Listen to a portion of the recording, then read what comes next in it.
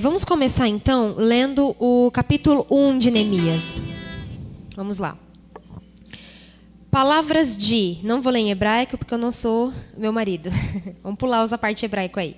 Palavras de Neemias, filho de Acalias, no mês de Quisleu, isso é, entre novembro e dezembro, no 20º ano do reinado de Artaxerxes, quando me encontrava na capital do Império Persa, em Suzã.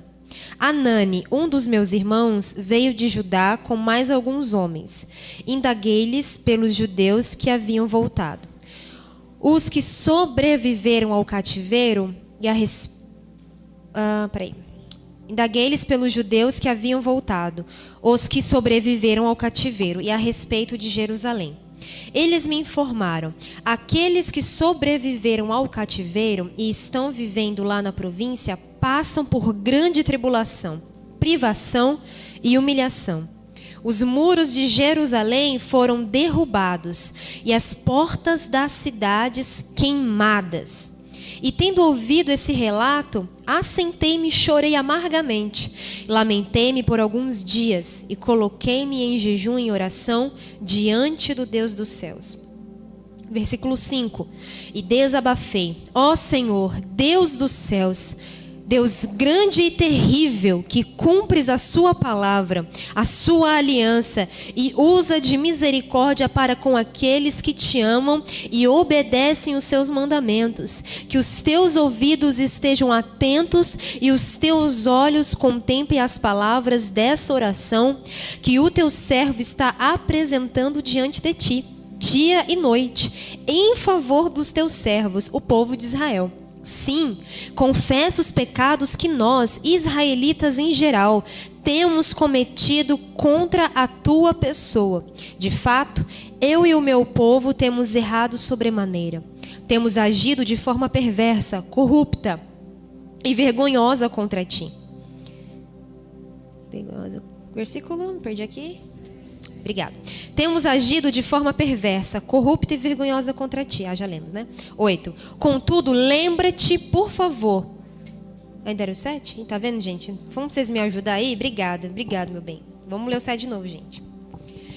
Temos agido de forma perversa, corrupta e vergonhosa contra ti. E não temos obedecido aos teus mandamentos, nem respeitado os teus decretos e as leis que ordenastes ao teu servo Moisés. Contudo, lembra-te, por favor, do que prometestes a teu servo Moisés. Se fordes infiéis, eu vos espalharei entre as demais nações da terra. Mas, se voltardes para mim e obedecerdes aos meus mandamentos e os praticardes com amor, ainda que os vossos exilados estejam dispersos pelos lugares mais longínquos debaixo do céu, de lá os reunirei e os congregarei no lugar que escolhi para fazer habitar o meu nome. Versículo 10. Ora, estes precisamente são os teus servos e o teu povo amado, que resgataste com teu grande poder e com teu braço forte. Ah, Senhor, eu te rogo, deixa o teu ouvido alcançar o clamor desse teu humilde servo e atende à oração dos teus servos, cujo prazer está em amar com respeito o seu nome. Faz com que o seu servo encontre compaixão nos olhos do homem a quem levarei meu pleito. Nessa época, eu era copeiro, degustador de confiança do rei. Diga glória a Deus, porque você lê um capítulo inteiro da Bíblia e você está vivo. Olha que bênção. Doeu, gente? Não dói, né? Tá vendo como você consegue? Você consegue, amém? Bom, por que eu comecei lendo o capítulo inteiro de Neemias, né? Porque é um livro, gente, muito maravilhoso. Se você nunca leu o livro de Neemias, eu te aconselho para que você comece a leitura desse livro. É um livro com lições, um livro prático, um livro impressionante. E também recomendo esse livro principalmente aos irmãos da igreja, aos varões aí de guerra, aos homens de Deus. É um livro onde você vai aprender e na prática, lições de liderança, como se posicionar no seu trabalho, como se posicionar na sua família, como se posicionar como sacerdote, né? Os irmãos aqui que são obreiros da casa, têm ministério. É um livro muito rico, principalmente para os homens, né? Então, indico aí para você ler o livro inteiro. Infelizmente, nós não vamos ter tempo para estudar o livro inteiro. É muita coisa boa que tem aqui nesse livro, muita aplicação prática. Então, hoje eu só vou me ater a algumas lições. E como nós vamos passear bastante no livro de Neemias, nós já lemos o primeiro capítulo para já estarmos ali mais ou menos familiarizados. Amém? Missionário, eu li e não entendi nada, então vou te ajudar. O que estava acontecendo aqui? O povo estava exilado. Vocês ouviram essa palavra nas últimas pregações, amém? Estava na Babilônia, eles tinham pecado contra Deus, Deus mandou os profetas, falou para eles se corrigirem, eles não se corrigiram, veio o juízo, veio o castigo, e eles foram exilados para a Babilônia. Mas Deus é um Deus que corrige, mas é um Deus que perdoa, que dá novas chances. Então ele também havia, através dos seus profetas, profetizado que o povo retornaria do exílio após um determinado tempo. E a promessa já estava acontecendo. No livro anterior, em Esdras, o povo, alguns do povo, não todos, né, já tinham voltado para Jerusalém. E Esdras começou a construir o templo. Só que ainda faltava os muros e os portais da cidade. Então Neemias, junto com os demais sacerdotes, levitas, nobres, judeus que estavam ali na Babilônia, faziam parte, se eu não me engano, de um terceiro grupo que estava saindo do exílio da Babilônia e voltando para Jerusalém, para continuar a construção que já havia começado. E eu quero falar para os irmãos que, quando você for ler a Bíblia, você precisa se enxergar na Bíblia, porque ela mesmo diz, a respeito dela mesmo, que ela é um espelho. E o espelho, ela serve para quê? Para consertar as imperfeições, né? A mulherada aí sabe, a gente não vive sem um espelho, né? Para a gente se arrumar, se consertar. Então, a partir do momento que a Bíblia se compara com o espelho, é para quando você for fazer a sua leitura, você se encontrar aqui. Claro que nós temos a tendência de sempre nos enxergarmos na rainha Esther, em Davi, que era perseguido, mas a gente também precisa se enxergar, às vezes, nos vilões. Amém? Não é o caso de hoje, mas fica aí uma dica de você aprender a se enxergar na palavra de Deus. Como que nós vamos nos enxergar, então, dentro desse contexto? É interessante, eu compartilho com os irmãos, que praticamente tudo do que eu vou falar aqui hoje já estava guardado, entesourado comigo e com o Senhor. Essa palavra, principalmente, nasceu do meu devocional, nasceu do meu lugar secreto. Já estava, eu posso dizer, ali mais ou menos pronta, né? Então, eu tirei 2 dias aí para focar, para estudar, para melhorar. E mesmo que ela estivesse pronta, eu percebi Deus direcionando ela para um lugar que eu não tinha imaginado antes, que eu não tinha percebido antes. E essa palavra exílio me saltou aos olhos. E eu entendi do Senhor que Ele tem dado uma direção específica para nós nesses dias. Você que tem aí acompanhado os cultos, sabe que o pastor tem ensinado a nós sobre isso, amém? Essa palavra não é estranha para a maioria de nós, né? E também abrir uma aspas aí, não perca nenhum culto. Quando você perde um culto, você perde uma ministração, é como você perdesse um episódio. E não é igual a Netflix que dá para voltar, né? Até dá porque fica no YouTube, né? Mas não perca, gente. Porque quando você perde um culto só, você já fica atrasado, você perde a direção que o Espírito Santo está dando para a sua vida e para a vida em comum da igreja, amém? Então, discernindo que a palavra estava se encaminhando para o exílio, eu me submeti à orientação do Espírito Santo e organizei ali. Então, vamos lá. Eles estavam em exílio.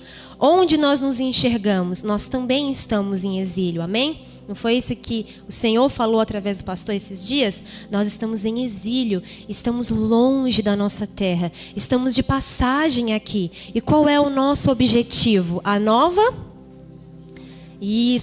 Jerusalém, estamos a caminho para lá.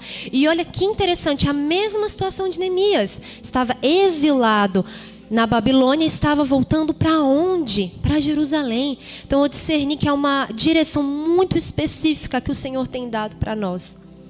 E estudando sobre isso, eu discerni também que durante a nossa travessia, durante a nossa vida aqui, a nossa passagem aqui até a Nova Jerusalém, nós vamos sofrer ataques do inimigo, porque foi isso que aconteceu com Neemias.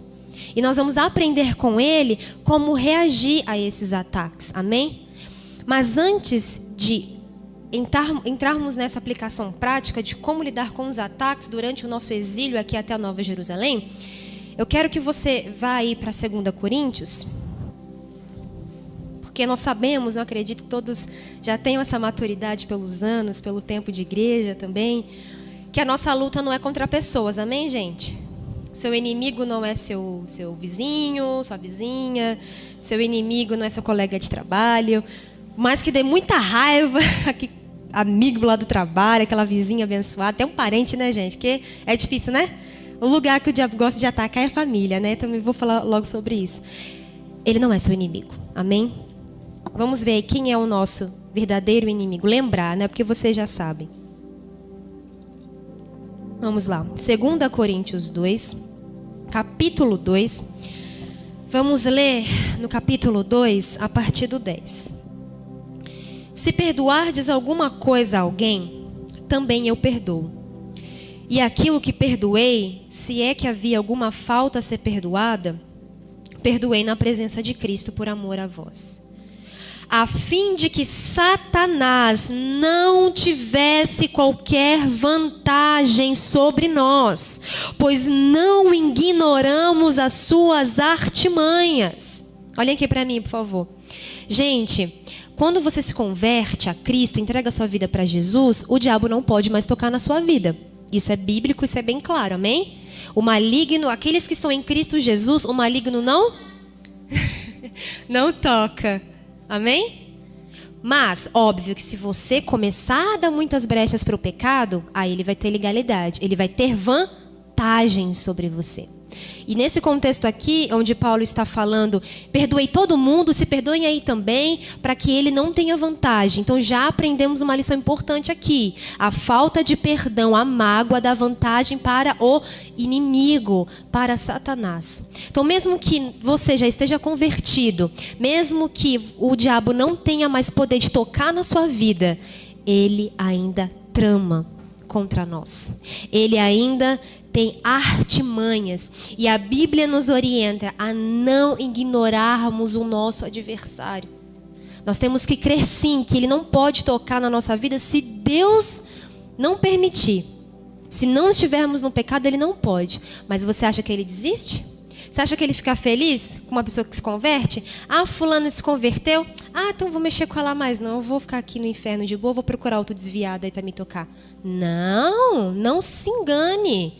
É justamente contra a igreja, contra nós que somos filhos de Deus, a igreja do Senhor, que ele fica insistentemente tramando. Então lembre-se, não ignore as suas artimanhas. Eu quero ler uma frase para os irmãos, que também foi fruto de um devocional meu, que eu achei muito interessante, que diz assim: quando Satanás não consegue nos derrotar como um leão que ruge, ele vem como uma serpente enganadora. Então, eu discerni no meu devocional que ele vem de várias maneiras, mas geralmente ele vem como um leão. Lembrando os irmãos que ele não é o leão, ele vem como um leão que ruge. Nós sabemos que o leão é quem? Isso, o leão é Jesus, ele é o leão da tribo de Judá. O inimigo tenta ser como um leão, e tenta ser como um leão na sua forma mais feroz, que é rugindo. Então, geralmente, o inimigo, ele vem como um leão. Quando ele vem como um leão contra a minha vida, contra a sua vida, ele vem assim, de uma forma intimidadora. Ele vem para afrontar. E geralmente, quando ele vem como um leão, ele usa essa forma de ataque, você de imediato percebe que foi um ataque de Satanás. Nem precisa ser muito espiritual para você ver. Isso aqui foi o inimigo, tá claro. Ele veio me confrontando, me intimidando. Geralmente também ele usa situações que tira a gente do sério, que faz o Adão e a Eva subir. Sabe aquela situaçãozinha? Você sabe, eu sei a minha, você sabe a sua. Aquela coisinha, aquela palavra, aquela coisa que parece que vira uma chave e vem uma coisa sobre você. ele vem assim, confrontador, intimidador. Então, quando o inimigo vem como um leão, é para nos assustar, é para nos intimidar. E geralmente ele consegue pegar o último do bando. Porque quando nós observamos o mundo natural, nós também podemos aprender dele como um reflexo do mundo espiritual. Então, observamos a natureza.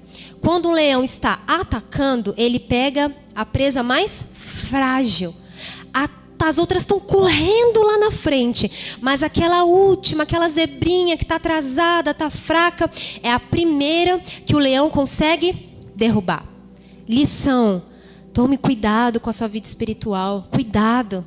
Porque geralmente quando estamos fracos na fé, estamos fracos na vida espiritual, estamos muito atrasados, o diabo, quando ele vem como leão, facilmente ele consegue nos derrubar. Uma situação que, se você tivesse firme, ele não te derrubaria, não mexeria com a sua estrutura. Então, quando ele vem como leão, é para intimidar, é para confrontar, e facilmente você percebe que foi um ataque espiritual. Mas quando ele não consegue nos derrubar como o leão que ruge, ele vem como uma serpente enganadora. Eu acredito que seja a sua forma mais perigosa. Por quê?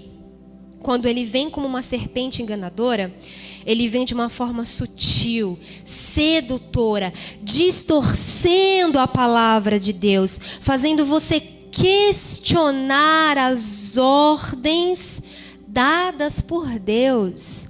Então, nós observamos esse ataque do diabo quando ele vem como uma serpente enganadora desde o Éden.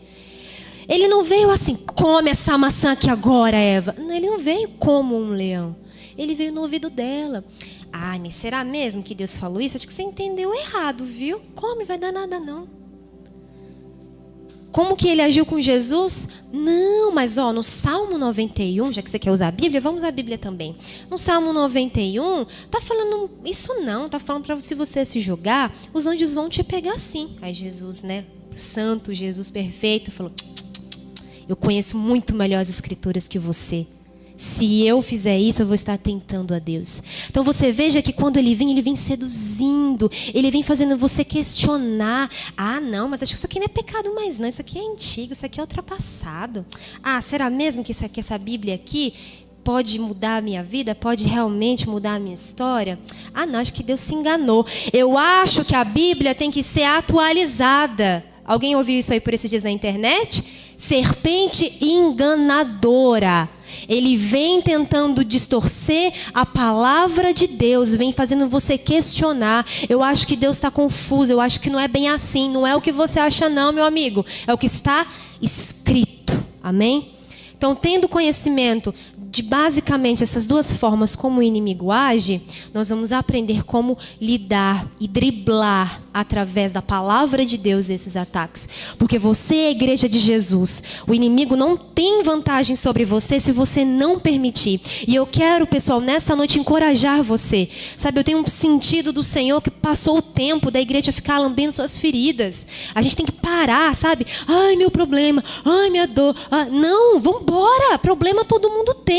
Você tem que lembrar que você faz parte do povo de Deus, que Deus é o Senhor dos exércitos, é aquele que vai à frente das suas batalhas. Você faz parte da igreja, faz parte do corpo de Cristo. Vamos reagir, vamos ter fé em Deus, vamos avançar, vamos progredir. Os nossos problemas, os nossos boletos, as nossas dores, as doenças vão ficar. Nós temos um propósito maior que a Nova Jerusalém. A igreja, eu não digo só aqui em Marinque, não, eu digo a igreja no Brasil. A gente tem que parar de ficar, vamos levantar, vamos reagir. Somos o exército da igreja de Deus. Deus é o nosso Senhor. Pode dar glória a Deus, gente? Amém, isso aí. Amém? Se espante comigo não, porque eu sou um pouco pentecostal, viu? Eu tenho uma veia. Até falei de manhã, né, Miriam? Eu falei isso. Acho que a Camila Barros ali é mal de Camila, nós duas ali. Tem uma veia, eu acho, toda Camila. Então, eu sou muito reativa às coisas de Deus, né? Até as meninas aspas aí, foi no retiro. Nossa, missionária se solta. Gente, amo as coisas de Deus, sou apaixonada. Quando Deus fala alguma coisa no meu coração, a primeira pessoa que procura é o Isaías, né? Ele sabe como eu sou bem reativa. E eu espero que isso te inflame também. Sabe, as coisas de Deus têm que nos empolgar. Vou para a igreja, glória a Deus. Vou ler a Bíblia, glória a Deus. Vou cantar glória a Deus. A gente não pode ficar... Não, gente. É assim, esse tipo de atitude que o diabo traga como um leão, amém? Então vamos embora, vamos para cima que hoje eu estou empolgado com a palavra, amém? Vamos lá? Nós somos a igreja vitoriosa em Cristo Jesus. Vamos lá. Vamos voltar para Neemias? Aí deixa no capítulo 4.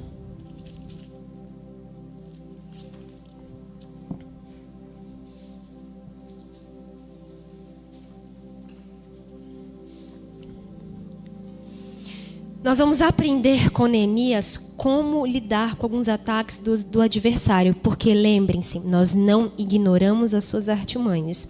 Como eu falei, nós vamos passear um pouco aqui pelo livro, pelos capítulos. Então eu vou fazer assim, nós vamos ler o versículo que é o ataque, depois vocês voltem para mim e a gente vê a reação, amém? Vamos lá então aí, capítulo 4, versículo 1 ao 3, vamos lá. Quando Zambalate tomou conhecimento sobre a obra de restauração das muralhas,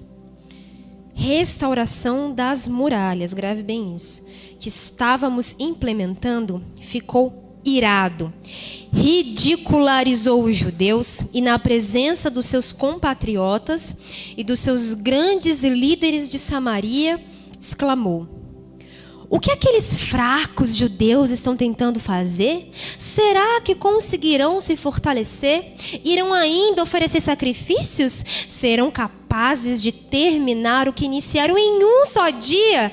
Talvez possam até ressuscitar pedras de construção dos montes de escombros e de pedras queimadas. Escute uma risada maléfica aí agora. Tobias, o amonita, que estava ao seu lado, acrescentou: mesmo que soerga uma só raposa derrubará esse muro de pedras. Olha aqui para mim, por favor. Que ataque foi esse aqui? O ataque da zombaria, do escárnio, de passar ridículo. E geralmente a zombaria, o escárnio está bem presente mais em ambientes de trabalho, né? Onde há muita competição, muita inveja. Geralmente é mais presente nesses lugares. E já quero te dizer que a partir do momento que você aceita Jesus, está indo do exílio do império das trevas para o reino do Filho do seu amor, você já carrega na sua mochilinha aí de exilado a zombaria. Todos os que creem em Cristo Jesus serão perseguidos, serão zombados.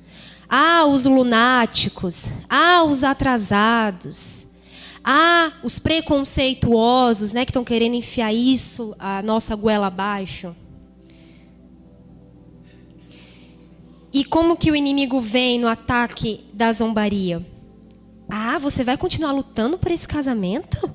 Separa, boba. Pra quê? Você é trouxa? Vai ficar continuando insistindo? Jovem, você vai se manter puro? Você é um bobo mesmo, viu? Você não sabe o que você está perdendo, não. Eu, quando me converti, era jovem, eu ouvi isso, viu? Ouvi, você é boba. Você vai se guardar até o seu casamento? Boba, olha que atrasada. Que mais? Você é fiel há tantos anos à sua esposa e nunca teve uma amantezinha? Nunca deu uma escapadinha? Você é um bobão mesmo, hein? Você não sabe o que você está perdendo, não. Por isso que eu digo, quando aceitamos a Cristo, já carregamos na mochilinha aqui do cristão a zombaria. Não se assuste, não é contra o seu caráter, não é contra você, é contra Jesus. Essa zombaria vem contra os nossos princípios, contra os nossos valores. Nós não podemos nos intimidar, não tenha medo. E não se espante. Se você ainda não foi zombado pela sua fé, não se espante. Se você tem acompanhado as últimas notícias, a coisa está ficando feia, gente. Está apertando. Foi o André Valadão? Pode ser eu, pode ser você. Talvez um dia nós tenhamos que pregar a palavra de Deus sem ser preconceituosos com ninguém, porque o preconceito é pecado, e recebemos uma ordem de prisão. Você já parou para pensar nisso? O circo está fechando. Não se assuste, não é contra você, não é contra o seu caráter. Em Neemias, nós aprendemos a como lidar com o ataque da zombaria.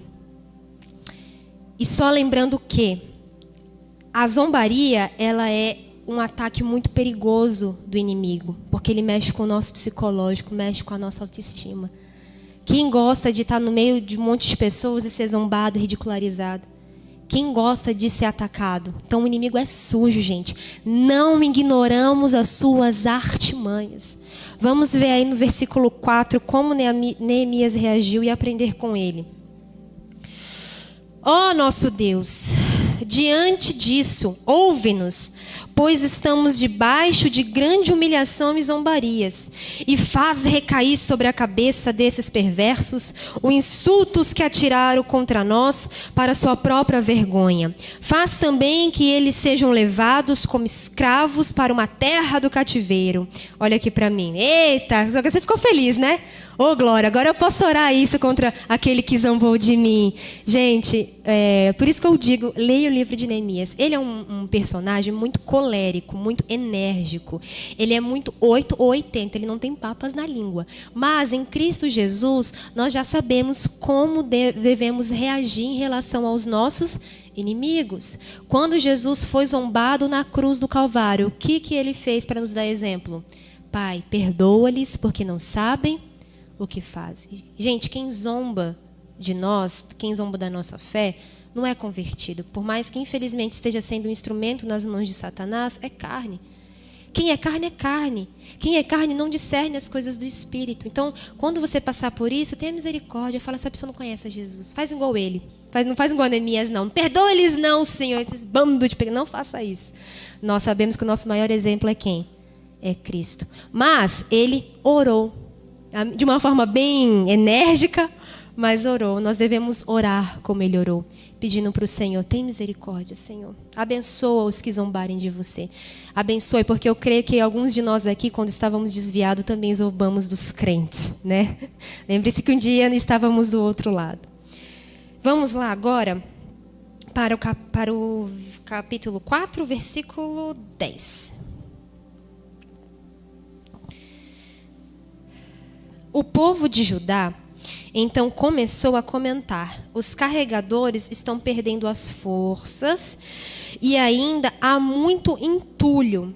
E dessa maneira não conseguiremos reconstruir as muralhas. Olhem aqui para mim, por gentileza. Então, como eu falei, nós vamos passear, porque não há tempo para lermos tudo.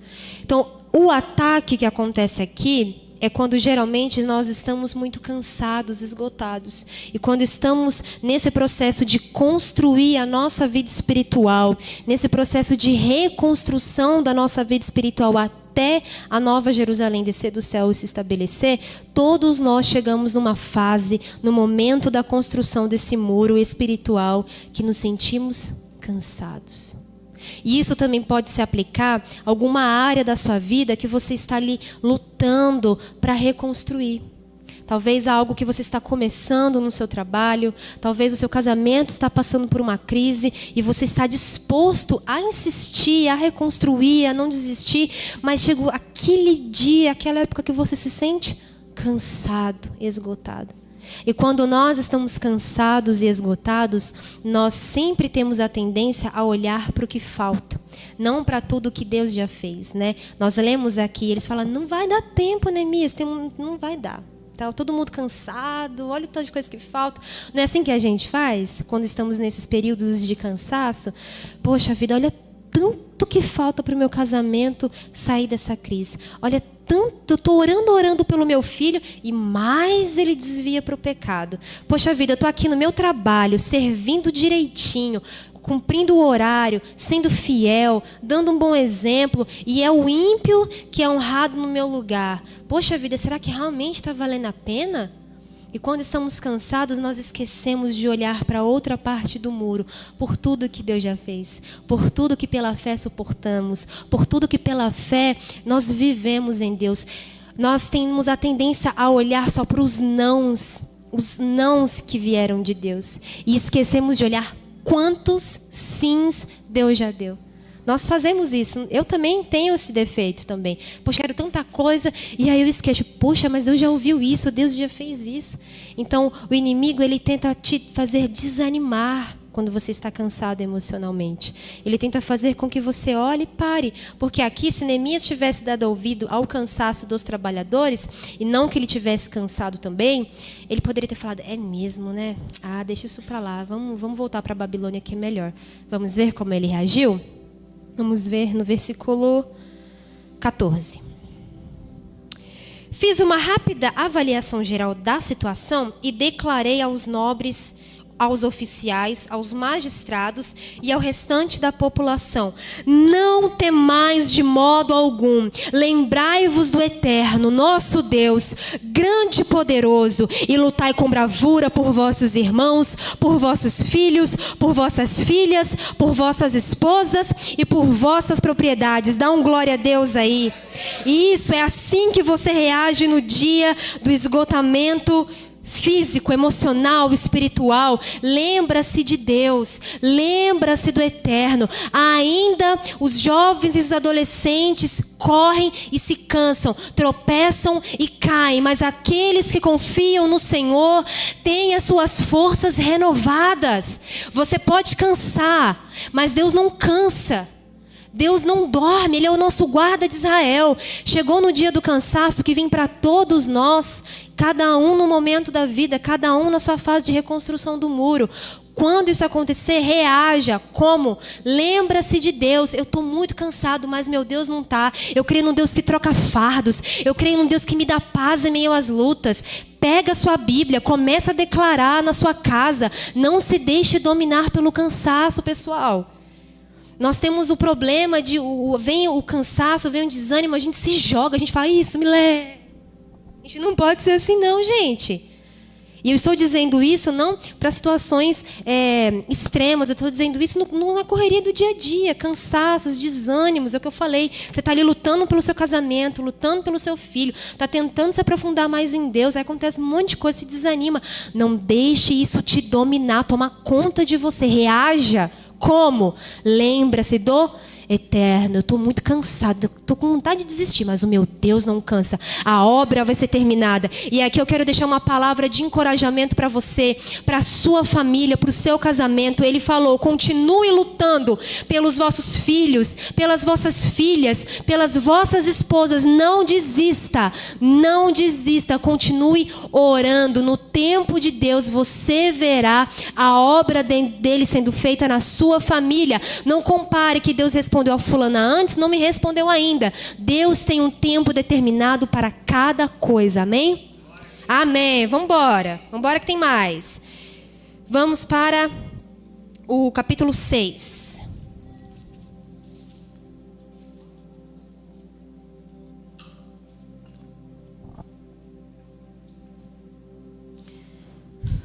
Capítulo 6, do 1 ao 2.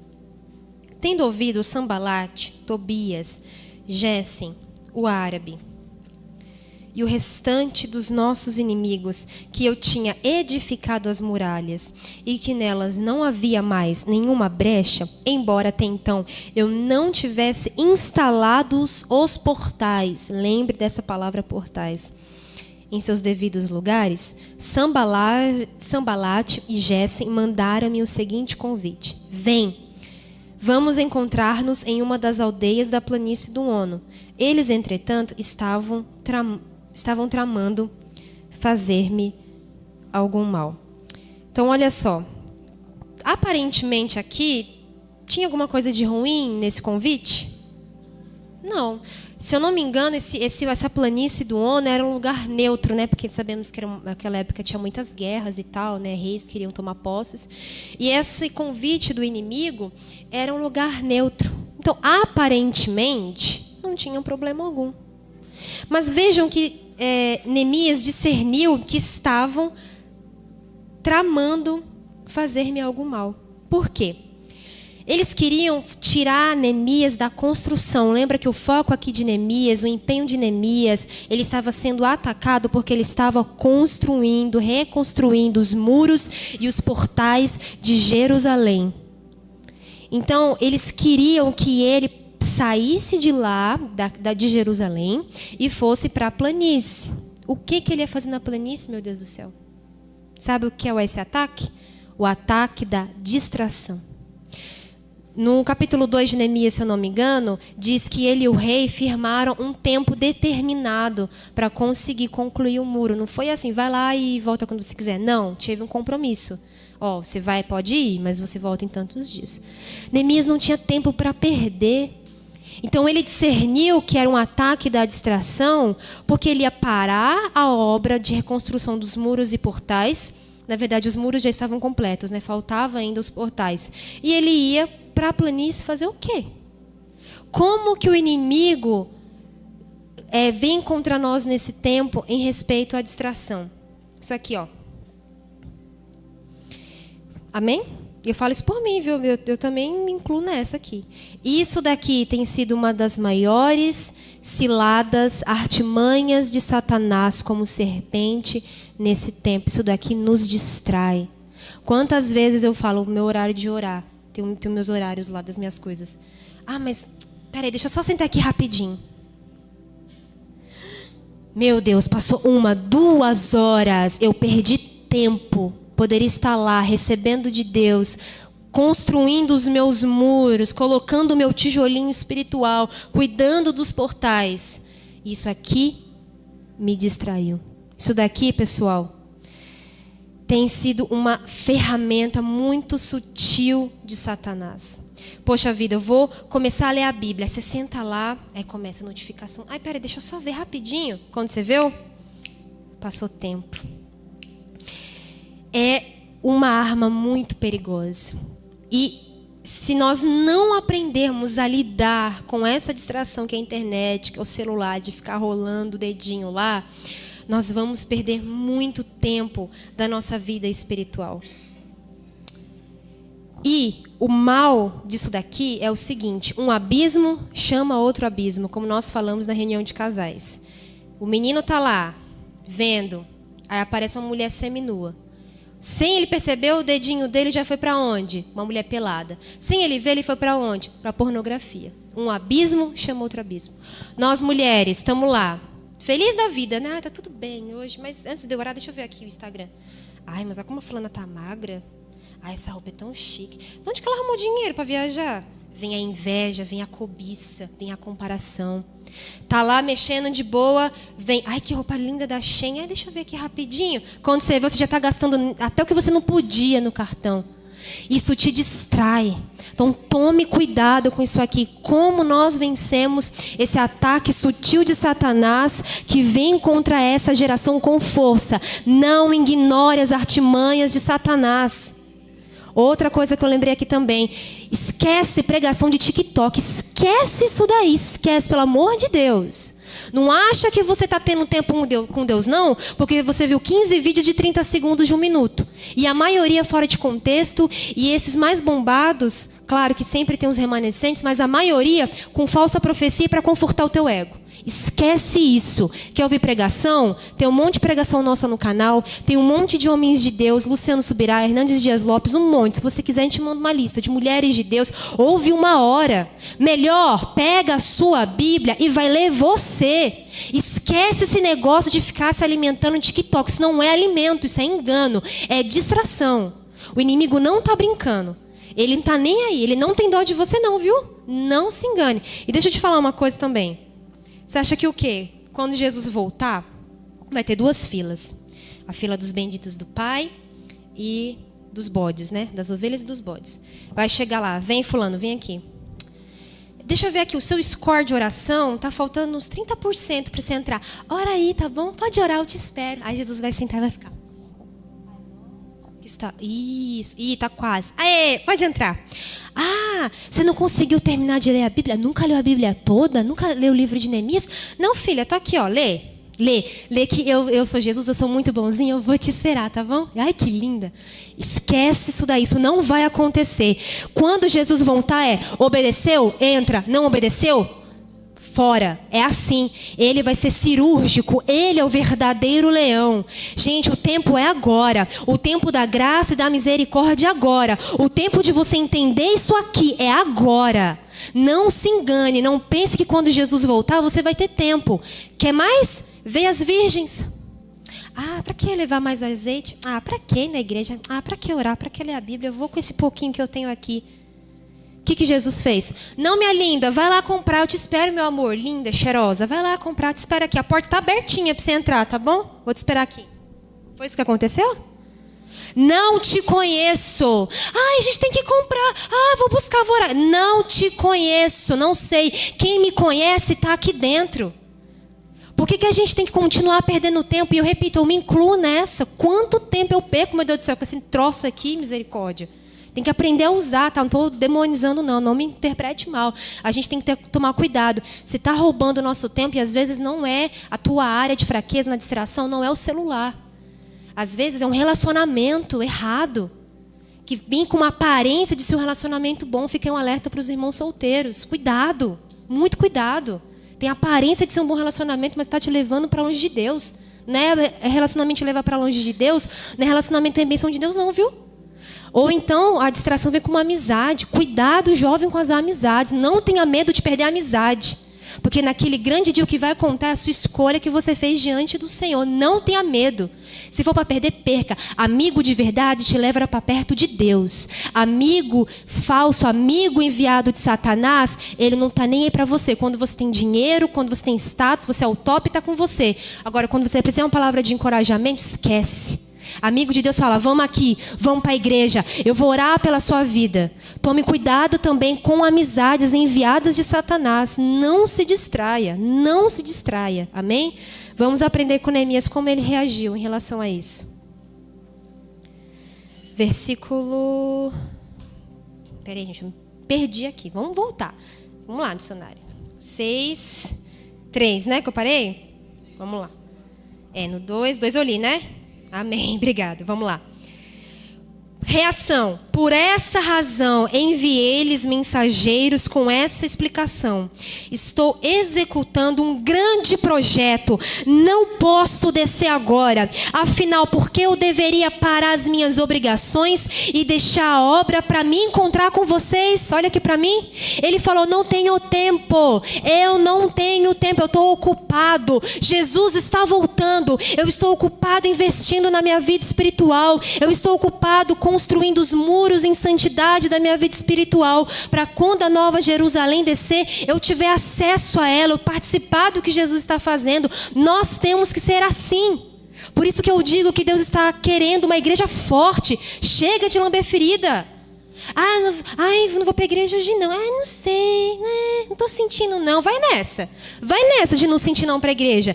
Perde uma quinta, perde um domingo. Quando você vê, meu querido, passou um ano. E eu não falo isso aqui para humilhar ninguém, não. Eu falo isso com tristeza, porque dói no meu coração. Dói no meu coração. A minha alegria, a alegria do meu esposo, a alegria de Jesus é ver você junto com a gente na Nova Jerusalém. Aqui Deus está te encorajando, te corrigindo em amor. Toma cuidado. Não estou sentindo de orar não. Vai nessa. Vai, gente, vai. Não estou sentindo não de jejuar. Espera, confia no teu coração que enganou. Você vê onde você vai parar. Eu tenho um compromisso. É tal hora que eu vou para a igreja. Essa hora eu vou me arrumar e eu vou para a igreja. Pode chegar quem for. Se quiser, vai comigo ainda. Ponto, eu tenho um compromisso com Deus. Está na minha hora de orar? Eu vou orar. Mas tem a louça, tem a máquina, tem o carro, tem o boleto. Não estou focado nisso não. Eu tenho um compromisso com Deus. A minha oração, a minha Bíblia, o meu compromisso com a igreja é muito maior do que qualquer outra coisa. Gente, estamos em exílio. Estamos de passagem. O boleto vai ficar, o problema vai ficar. E será que quando Jesus voltar você vai entrar? Terra e molha, que legal, né? Vamos embora. Vamos lá. Capítulo 6, versículo 5. Pela quinta vez, isso demonstra que o inimigo é insistente, ele vai conseguir. Você venceu ali o ataque de não ficar 1 hora, 2 horas no celular, você conseguiu vencer as distrações que você sabe que te rodeiam, ele não vai desistir. Eu queria te dizer que na primeira você vai. Na primeira ele ia desanimar, mas ele não desanima não, viu? Aqui com Neemias foi a quinta vez. Amém? Vamos lá. Sambalate enviou o seu homem de confiança com uma carta aberta na mão. E nessa missiva estava escrito: comenta-se entre as nações, e Gésem é testemunha, que tu e os judeus planejais uma rebelião.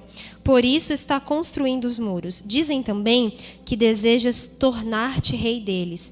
E que, portanto, nomeastes profetas em Jerusalém para proclamarem a teu respeito a seguinte mensagem. Há um rei em Judá.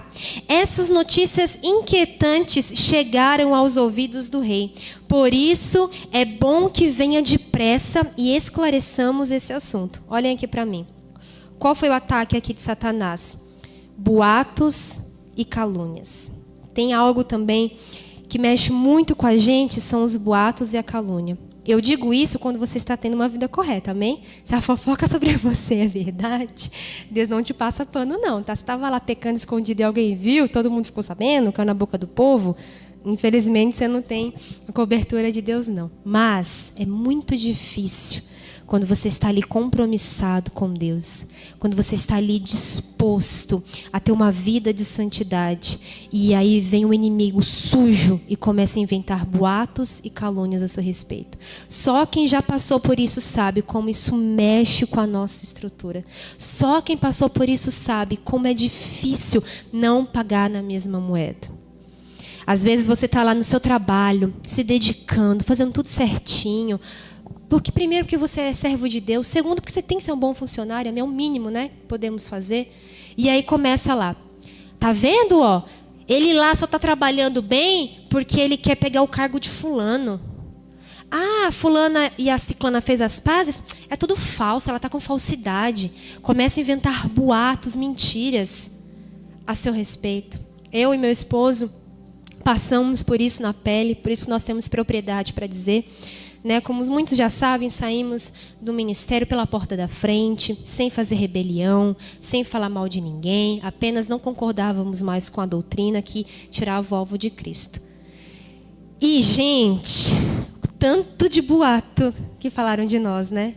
Quantas calúnias, gente, mentiras absurdas, coisas loucas que eu não vou falar aqui porque não convém. Hoje a gente dá risada, mas na época, gente, foi tão difícil, tão difícil. Poxa vida, a gente só quer servir a Deus, a gente só quer buscar a Deus, a gente só quer pregar o evangelho de verdade, e estão levantando uma mentira absurda dessa, meu Deus do céu.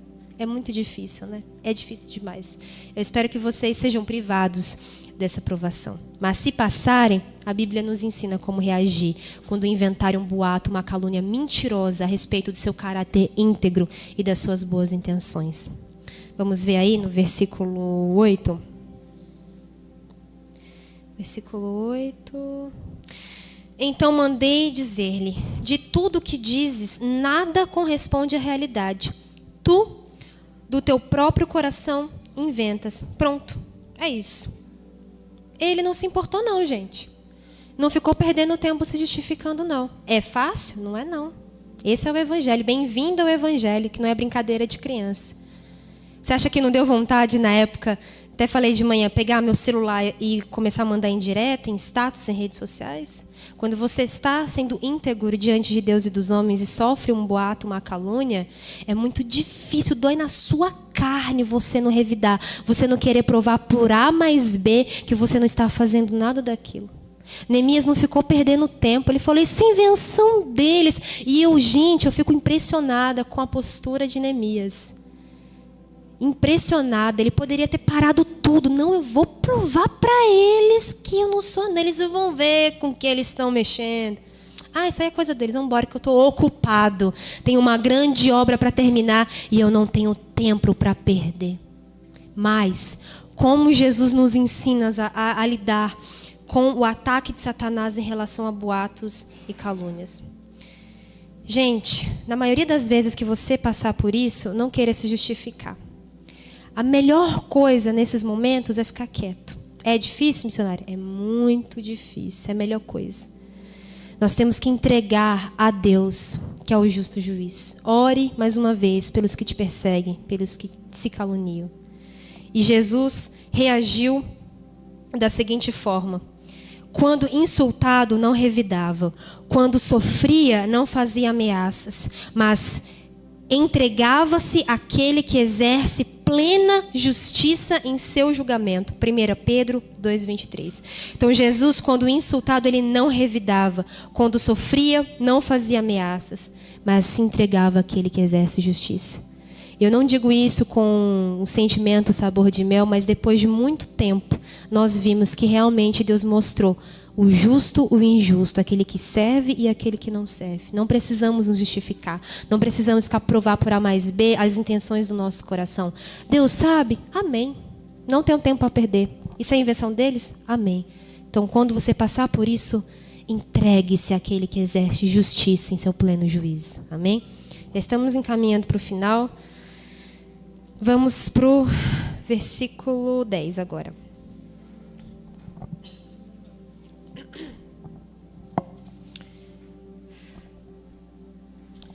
Um dia fui à propriedade de Semaías, filho de Delaías, neto de Meetabel, que havia decidido ficar trancado dentro da sua casa. Ao chegar, ele rogou-me: vamos nos reunir à casa de Deus, dentro do templo, às portas fechadas, porquanto eles virão para assassinar-te. Sim, virão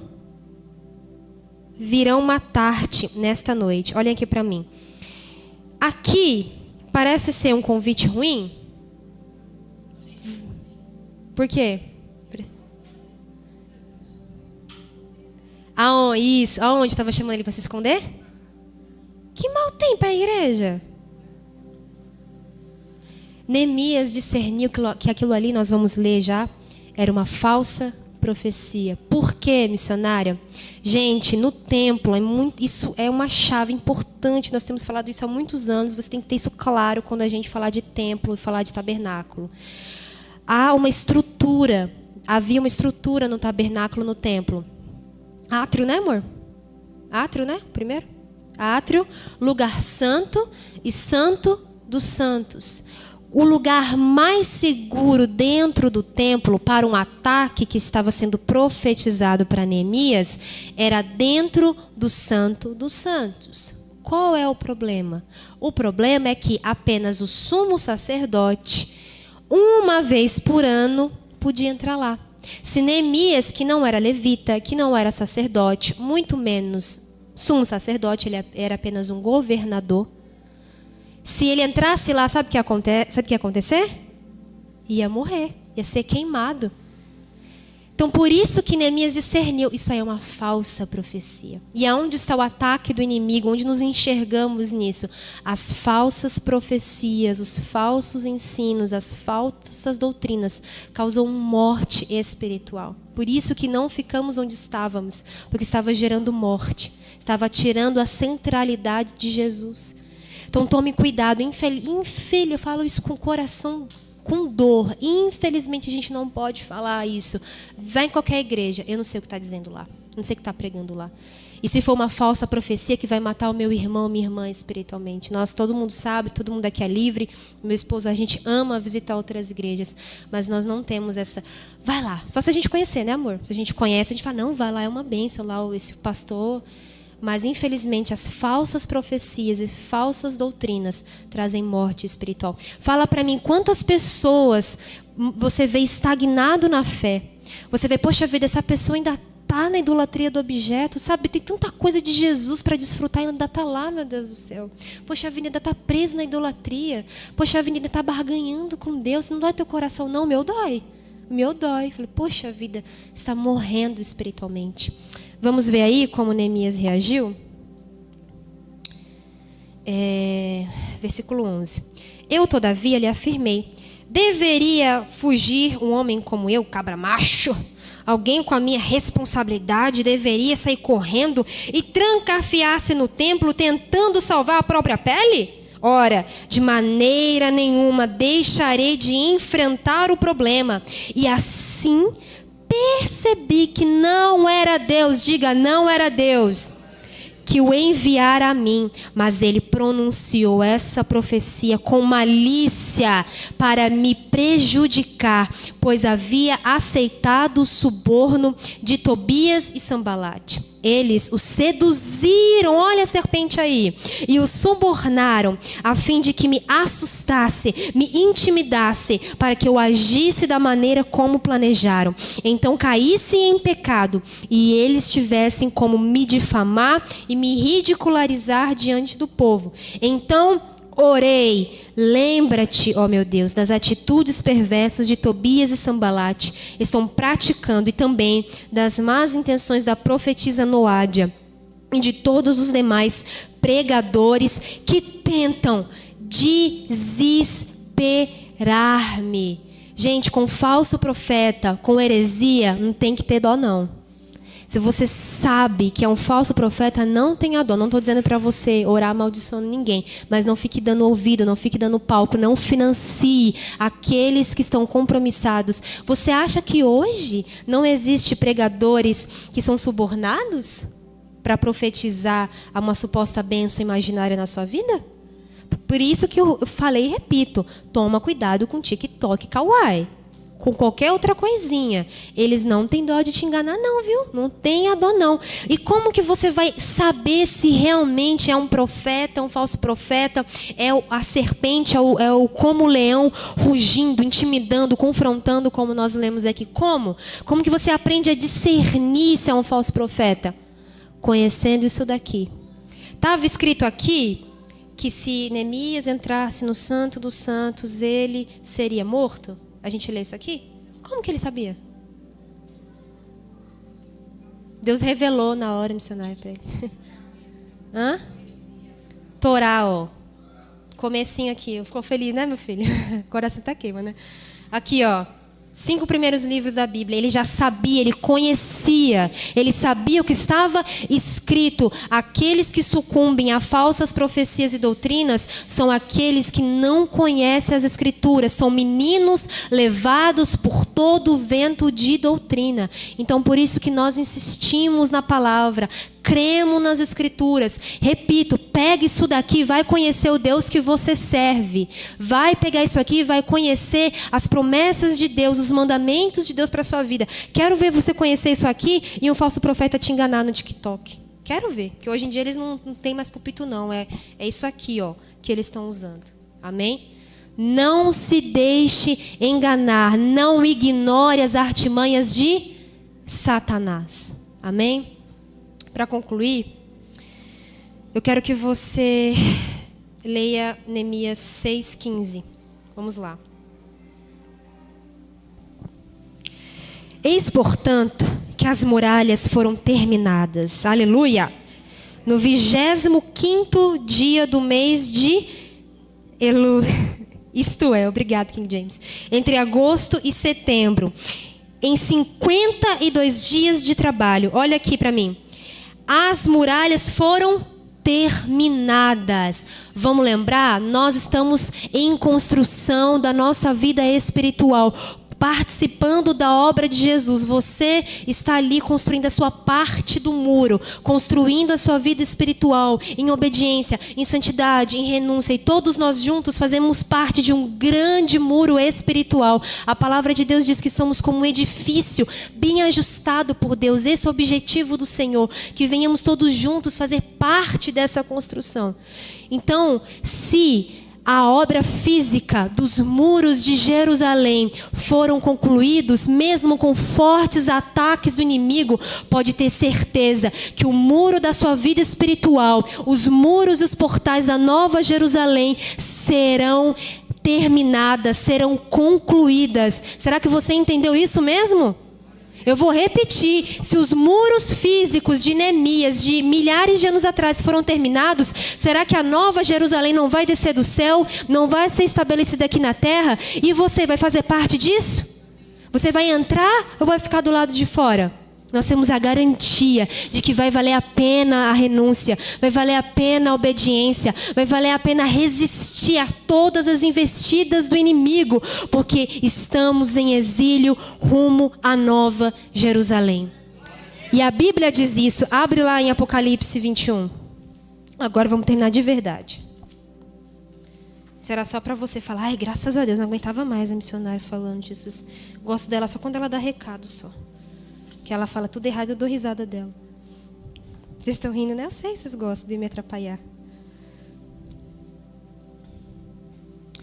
Apocalipse 21.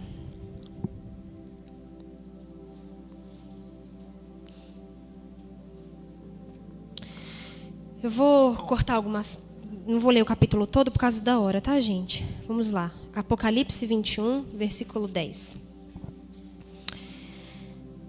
Ele me conduziu no espírito à parte alta de uma montanha e revelou-me a cidade santa, a Jerusalém, que descia do céu, da parte de Deus. Vamos para o 18, vamos pular aí. O muro era todo feito, lembra que estávamos estudando sobre o muro que estava sofrendo ataques? Ora, o muro aqui que estamos trabalhando.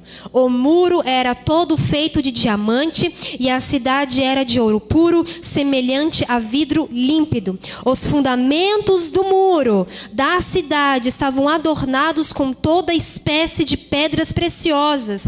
O primeiro fundamento era de cristal e de jaspe, o segundo de safira, de calcedônia, de esmeralda, de sardônica, de sárdio, de crisólito, de berilo, de topázio, de crisópraso, de jacinto e de ametisa. Os 12 portais, lembra que tinha portais na reconstrução de Neemias? Os portais eram 12 pérolas, cada um dos portais construído a partir de uma só pérola. E a rua principal da cidade era de ouro puro, reluzente como vidro límpido. Contudo, não vi templo algum na cidade, pois o Senhor Deus Todo-Poderoso e o Cordeiro são o seu santuário. A cidade também não necessita do sol nem da lua para que brilhem sobre ela, pois a plena glória de Deus ilumina e o Cordeiro é o seu candelabro. As nações andarão sob a luz dessa cidade. Os reis da terra lhe trarão suas riquezas. Os seus portais estarão continuamente abertos todos os dias, e ali não haverá noite. A glória e honra de todas as nações lhe serão trazidas. Nela jamais entrará qualquer coisa impura, tampouco alguém que pratique ações vergonhosas ou mentirosas, mas unicamente aqueles cujos nomes estão gravados no livro da vida do Cordeiro. Diga glória a Deus e fica de pé no seu lugar. Fique de pé no seu lugar. Levanta com fé, gente. Estão fazendo igual a Camila Barros. Levanta e senta de novo. Gente, é isso aqui, ó. Os muros e os portais da Nova Jerusalém vão descer do céu. Então, quando você está ali, renunciando, orando, buscando, é para algo maior. Você está em exílio. Será que você vai participar dessa nova construção?